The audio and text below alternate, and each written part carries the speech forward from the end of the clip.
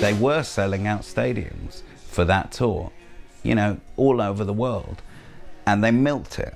You know, they milked it.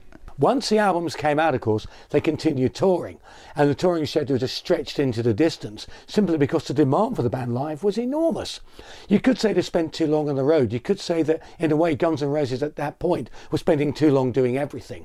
And there was a lot of fractious momentum, shall we say. Things were starting to certainly fall apart. I saw them do certain things which were a bit ridiculous, and a lot of that was fueled by a desire for everything under the sun, be it alcohol, be it heroin, be it cocaine.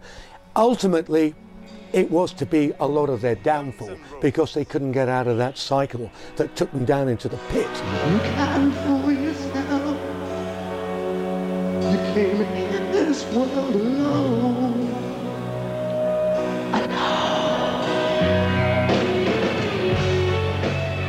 Axl himself was on drugs to actually alleviate and help him with medical condition, manic depression. Slash got into heroin later on and found it very difficult to get out, as did Izzy. Duff was very much into alcohol, but they all unfortunately did too many drugs. And it also led to eventually to the sacking of Steven Adler. So nobody ever told you, baby, how it was gonna be.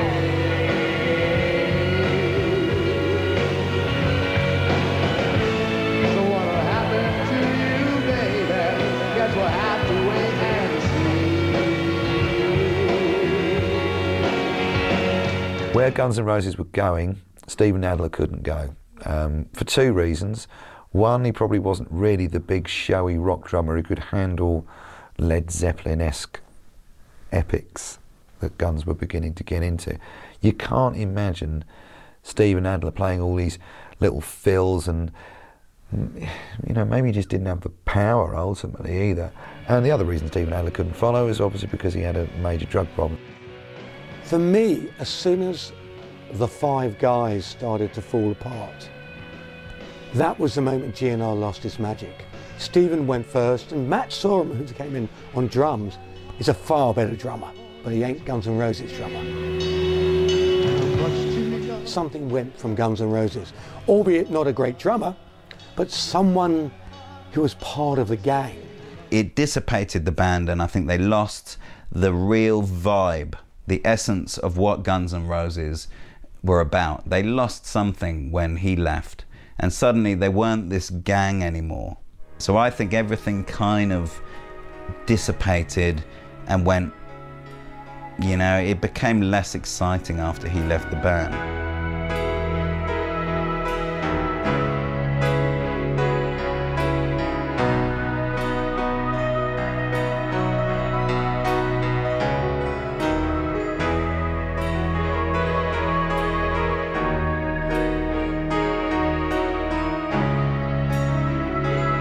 Guns gigs changed radically.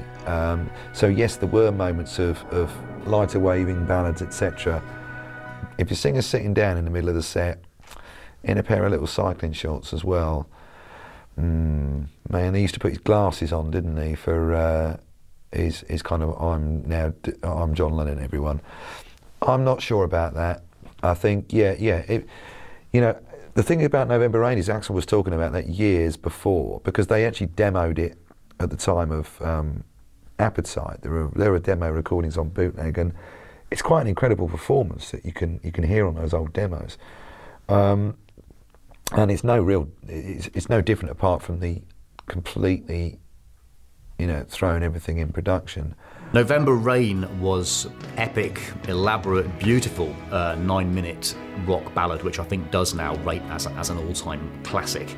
It showed exactly how much Axl's vision for the band had changed. It illustrated the breadth of his ambition. When I look into your eyes, I can see your love is great.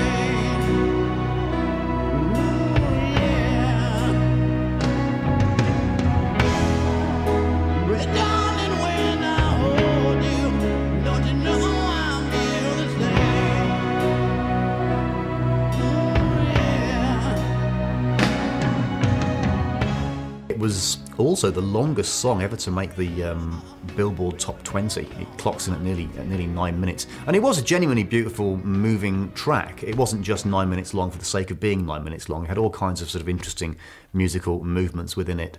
It's equally famous, of course, for its legendary conceptual promo video, in which Axl appears to wed his then-girlfriend Stephanie Seymour, and is subsequently seen at her funeral.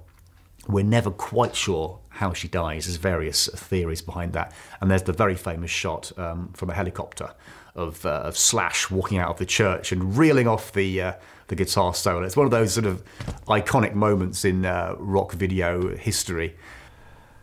It's pretty tied up, isn't it? Once there was a rock and roll band, and time went on and it became a joke. Or, I mean, talk about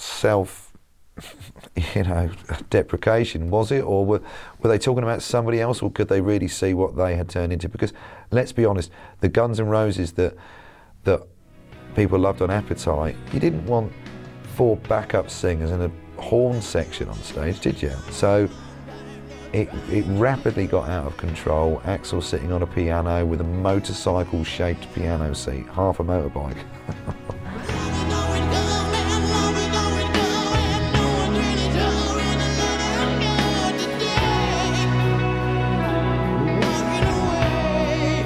Izzy didn't want to be part of a rock band that had turned into a circus act.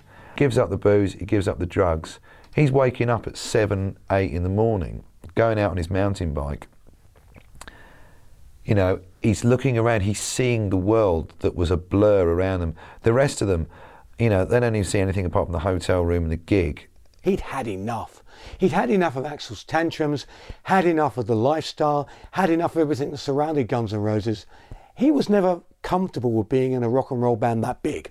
For him, he's just happy doing what he does, which is packing a guitar, going out on the road, playing a few songs in clubs, going off travelling, coming back, doing it again and again. For him, the money that GNR generated gave him the freedom to do that. Suddenly being stuck on a tour bus or at a gig, waiting for Axl to turn up or not to turn up was irrelevant. Izzy and Axl had been mates long before this craziness had even began. And Izzy was also a major contributor to the songwriting and to the overall Guns N' Roses sound. He was a quiet man, though. He didn't get much attention in the band, and that probably made most fans think that he was probably replaceable. And I don't think he actually was. You can see, actually, in retrospect, that since Izzy left Guns N' Roses, the remaining band have done pretty close to nothing since he departed. So when Izzy left, Axl lost his confidant, grew deeper into his shell, surrounded himself with more people whose whole reason for being there was to blow up Axl's ego, make him Mr. Important. And it affected the whole chemistry of the band. The band weren't the same anymore. They weren't really a band, to be honest. And even when Izzy came back briefly, he said, I'm only coming back as a hired hand. You pay me this much a gig. I travel with my own coach. I turn up, I do the songs, I get on my coach, and I go away. I don't want to be part of this anymore. And to this day, he's remained apart. There have been rumours that he and Axl have been working together again on songs. Maybe, maybe not. At one point, he was certainly working with Slash and Duff and Matt and what had become Velvet Revolver, but as soon as it became a band that was going to have to record, going to have to tour and be tied to that sort of discipline, he said, nah, don't want to know.